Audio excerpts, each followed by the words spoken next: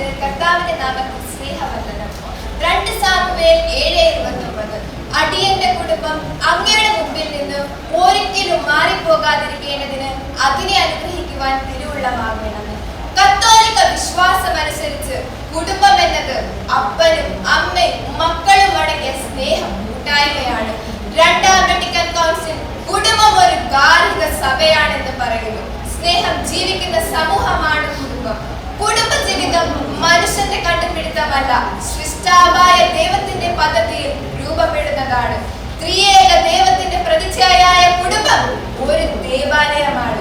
കുടുംബമേ, നീ എന്തായി തീരാൻ വിളിക്കപ്പെട്ടിരിക്കുന്നു അതായി തീരുക എന്ന് വിശുദ്ധ ജോൺ പോൾ രണ്ടാമൻ മാർപ്പാപ്പ നമ്മെ ഓർമ്മിപ്പിക്കുമ്പോൾ, കുടുംബം എന്നത് ദൈവം സംവിധാനം ചെയ്ത അതിമനോഹരമായ ഒരു യാഥാർത്ഥ്യമാണെന്നും അത് ആയിരിക്കേണ്ട അവസ്ഥയിൽ നിന്ന് ഇന്ന് വളരെ അകലെയാണെന്നും നാം മനസ്സിലാക്കണം. കുടുംബങ്ങൾ തകർന്നാൽ ധാർമ്മികത തകരും, വിശ്വാസവും മതജീവിതവും മന്ദീഭവിക്കും, ദൈവവിളികൾ ഇല്ലാതാകും, സാത്താൻ ഭരണം നടത്തും. കുടുംബമാണ് വിശ്വാസ പരിശീലനത്തിന്റെ ആദ്യ കളരി. പ്രഥമ വിശ്വാസ പരിശീലകർ മാതാപിതാക്കളും. വിശുദ്ധ ജോൺ പോൾ രണ്ടാമൻ മാർപ്പാപ്പ കുടുംബങ്ങളോട് പറയുന്നു, ദൈവത്തിന്റെ സ്നേഹം ലോകത്തിന് വ്യാപിക്കുന്നതിന് നിങ്ങളുടെ കുട്ടികളിൽ ഒരാളിനെ കർത്താവിന് വിട്ടുകൊടുക്കാനുള്ള ആഗ്രഹം സൂക്ഷിക്കുക.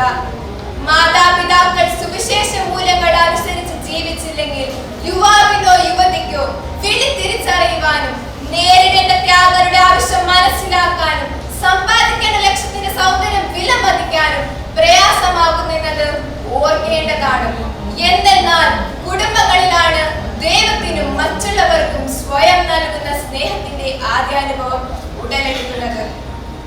മക്കളുടെ ദൈവവിളിയിൽ ഓരോ മാതാപിതാക്കളും ഈ കാര്യങ്ങൾ മറക്കാതിരിക്കട്ടെ. 1. ഉത്തമ കുടുംബങ്ങളിലാണ് സഭയ്ക്കും സമുദായത്തിനും നല്ല നേതാക്കളെ നൽകുന്നത്. 2. ദേവിളി തയ്ച്ചു വളരുന്നത് കുടുംബത്തിലെ ക്രൈസ്തവ അന്തരീക്ഷത്തിലാണ്. 3.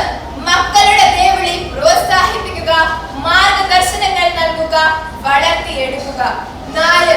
കുട്ടികളുടെ മുന്നിൽ വെച്ച് വൈദികരുടെയും സമർപ്പിതരുടെയും കുറ്റം പറയാതിരിക്കുക. 5. ദേവിളിക്കായുള്ള പ്രത്യേക പ്രാർത്ഥന കുടുംബത്തിൽ ചൊല്ലുക. ക്രൈസ്തവ കുടുംബങ്ങളെ, നിങ്ങൾ പ്രാർത്ഥനയിലൂടെയും കൂദാശപരമായ ജീവിതത്തിലൂടെയും കർത്താവിനോട് ഐക്യപ്പെട്ട് ദൈവവിളികൾ സ്വാഗതം ചെയ്യുന്ന ഒരു ഭവനം നിർമ്മിക്കട്ടെ എന്ന് ഞാൻ പ്രാർത്ഥിക്കുന്നു എന്ന് വിശുദ്ധ ജോൺ പോൾ രണ്ടാമൻ മാർപ്പാപ്പ സമർപ്പിത ജീവിതം എന്ന അപ്പോസ്തോലിക ലേഖനത്തിലൂടെ നമ്മെ അനുസ്മരിപ്പിക്കുന്നു. ദൈവം നൽകിയ മക്കളെ ദൈവം ആഗ്രഹിക്കുന്ന ജീവിതാന്തസ്സിലേക്ക് കരം പിടിച്ചു നയിച്ച വിശുദ്ധ ലൂയി മാർട്ടിനും വിശുദ്ധ സെലിൻ കൊരേനും ലിസിയുടെ വിശുദ്ധ കൊച്ചുത്രേസ്യയുടെ മാതാപിതാക്കൾ എല്ലാ ക്രൈസ്തവ കുടുംബങ്ങൾക്ക് മാതൃകയാകണം. കുടുംബ പ്രാർത്ഥന, ബൈബിൾ വായന, കുമ്പസാരം, ഞായറാഴ്ച ആചരണം, ഇടവകയുമായുള്ള പ്രവർത്തനങ്ങൾ, സംഘടന കൂട്ടായ്മ, ഇടവക വൈദികരോടും സമർപ്പിതരോടുള്ള സഹകരണം, ജോലി സ്ഥലത്തെ ക്രൈസ്തവ സാക്ഷ്യം, വാർദ്ധക്യത്തിലും രോഗാവസ്ഥയിലുമുള്ള മാതാപിതാക്കളെ ശുശ്രൂഷിക്കൽ, മാതാപിതാക്കളുടെ നല്ല മാതൃക എന്നീ കാര്യങ്ങൾ ശ്രദ്ധിക്കുന്ന കുടുംബം തീർച്ചയായും ദൈവകേന്ദ്രീകരണ കുടുംബവും ദൈവയുടെ ശക്തിയും സ്രോതസ്സുമായി മാറും. ഭാരതമേ, നിന്റെ രക്ഷ നിന്റെ സന്താനങ്ങളിൽ എന്ന പോപ്പ് ലിയോ 13 ആദർശവാക്യവും പ്രേക്ഷിത പ്രവർത്തനം, ദേവിളി പ്രോത്സാഹനം, വ്യക്തിത്വ വികസനം എന്ന ചെറുപുഷ്പ മിഷലിംഗിന്റെ ലക്ഷ്യവും നെഞ്ചിലേറ്റി തങ്ങളുടെ ദേവിളി തിരിച്ചറിഞ്ഞ് ലോകത്തിന്റെ വിവിധ ഭാഗങ്ങളിൽ സേവനമനുഷ്ഠിക്കുന്ന അനേക പ്രേക്ഷിതരെയും വൈദികരെയും പ്രദാനം ചെയ്യുന്നത് ഈ CML സംഘടനയാണ്. മാത്രമല്ല 59 മെത്രാന്മാരെ തിരുസഭയ്ക്ക് പ്രദാനം ചെയ്ത ഈ ചെറുപുഷ്പ മിഷലിംഗ് എന്ന സംഘടനയിൽ അംഗമായതിൽ ഞാൻ അഭിമാനിക്കുന്നു. നസ്രത്തിലെ തിരുക്കുടുംബം പോലെ നമ്മുടെ ഓരോ കുടുംബവും സ്നേഹത്തിന്റെയും ഐക്യത്തിന്റെയും ഒരുമയുടെയും നിലനിലമാകട്ടെ. ഈശോ ആശംസിച്ച സമാധാനം നമ്മുടെ ഓരോ കുടുംബങ്ങളിലും നിറയട്ടെ. അങ്ങനെ ദേവിളി തയ്ച്ചു വളരട്ടെ. നന്ദി, നമസ്കാരം. ജയ് ക്രൈസ്റ്റ്, ജയ് മിഷൻ.